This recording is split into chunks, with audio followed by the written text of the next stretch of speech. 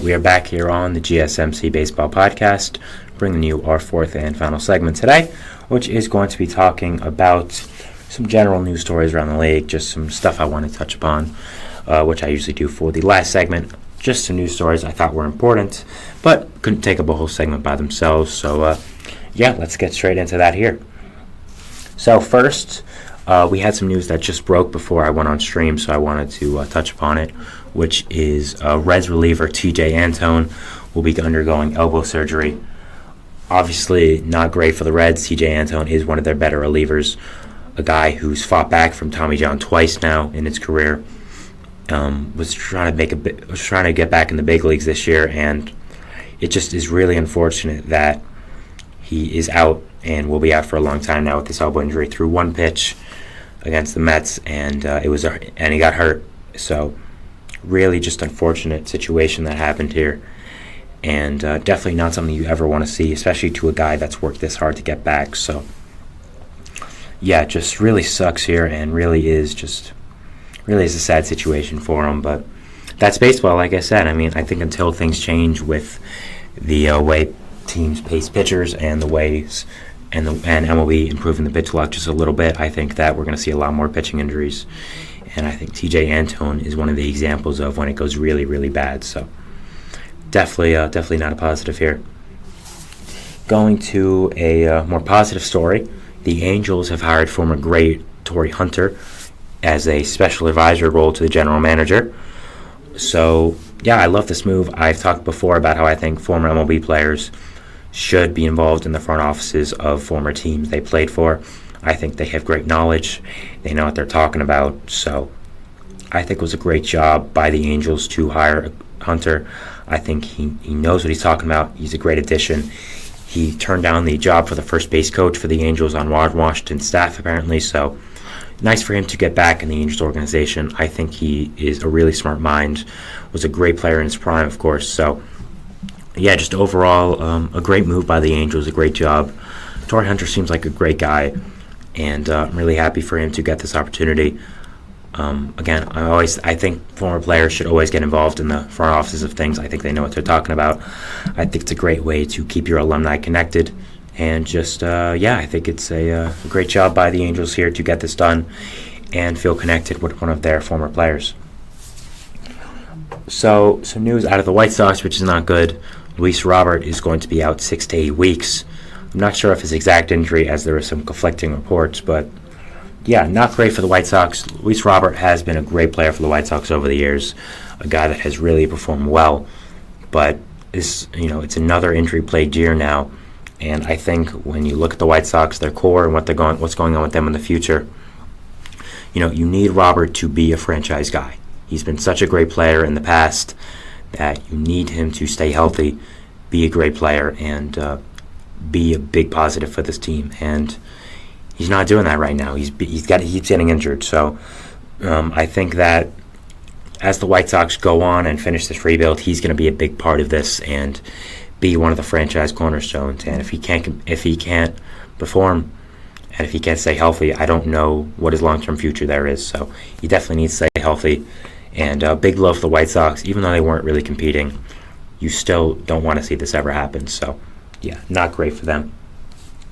The Diamondbacks have placed starting shortstop Geraldo Perdomo on the IL for a month. Not great news for the Diamondbacks here.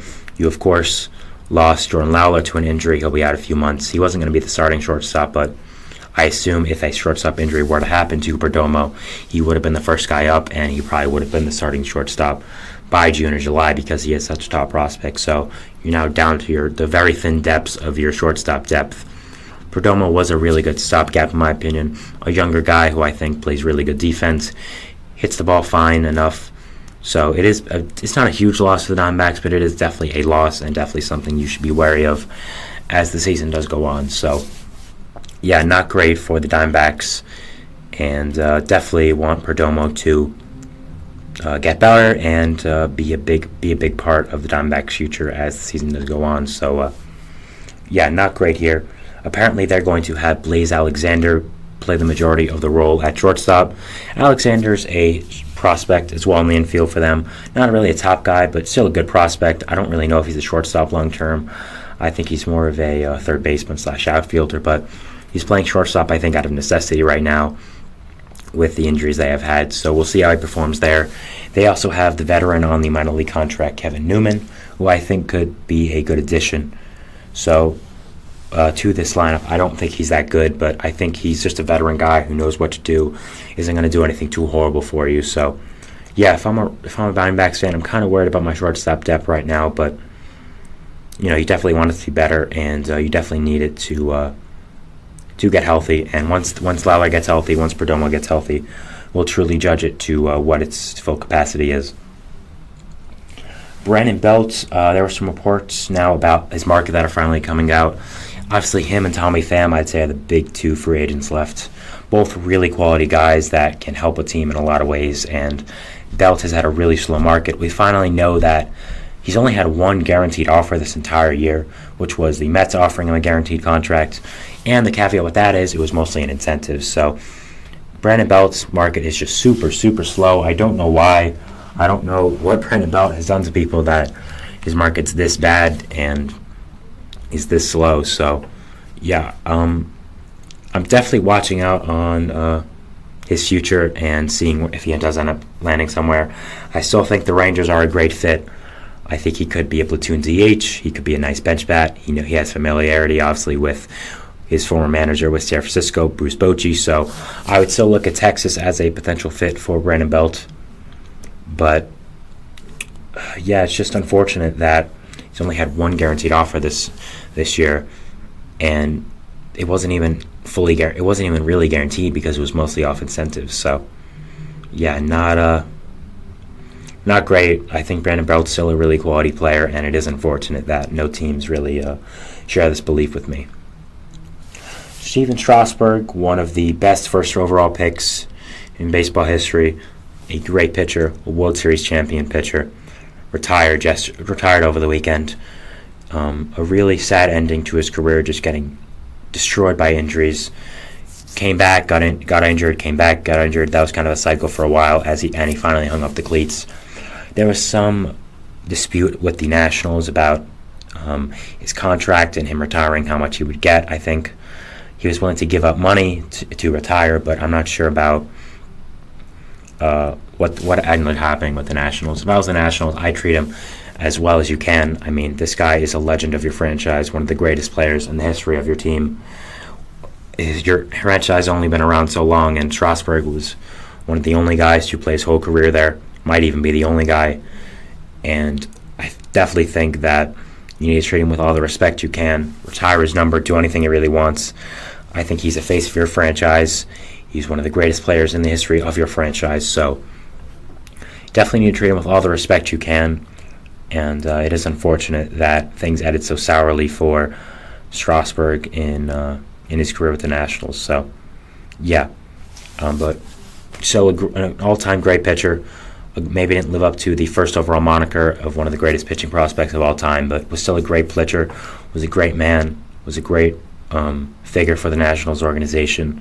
And the writing was on the wall for a while, but he definitely will be missed. All he did was retire, by the way. I feel like this kind of sounding morbid, but yeah, he retired. But I'm still a great, still an all-time great player. Skip Schumacher might be gone as Marlins manager after the end of the year.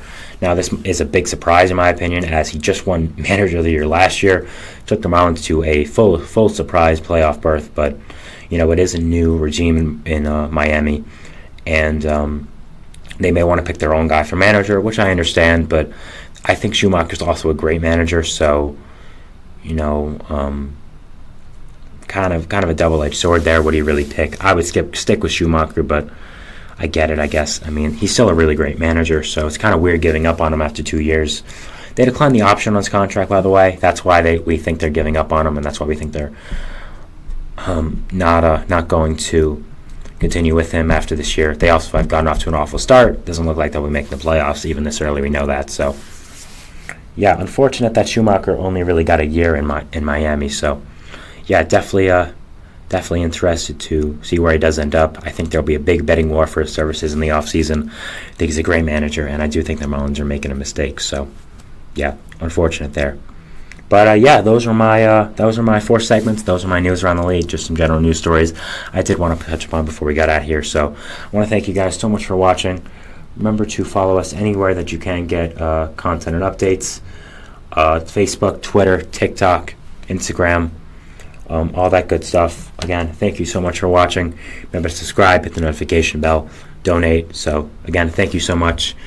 Sorry for starting late again. There will not be a stream tomorrow, I will say. It will just be a recording, so it'll still be on audio, and the segments will be on YouTube. So if you want to see the whole show, feel free to listen on any audio platform, which will be up there. So we'll see what time that gets up. I assume around in the morning, around 11 or so, but we'll see. So thank you guys so much for watching, and see you tomorrow. Thanks. Bye.